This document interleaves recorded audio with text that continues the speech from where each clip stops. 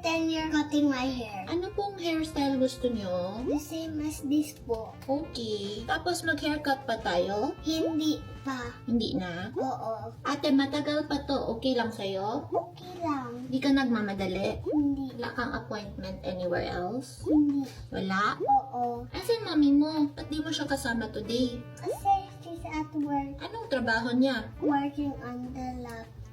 She also works at Makati. Ako rin. Pumupunta din ako ng Makati. Mommy, nasan you daw? Ay, malaki kasi Makati. Mom, when you did this po. Sorry po ma'am. Trainee pa lang ako ma'am.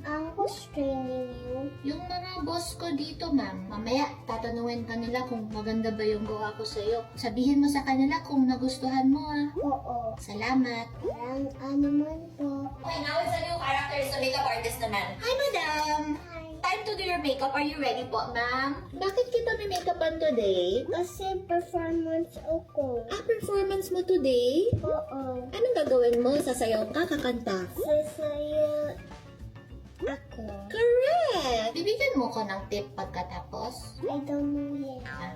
Tough client this one. Thank you pa.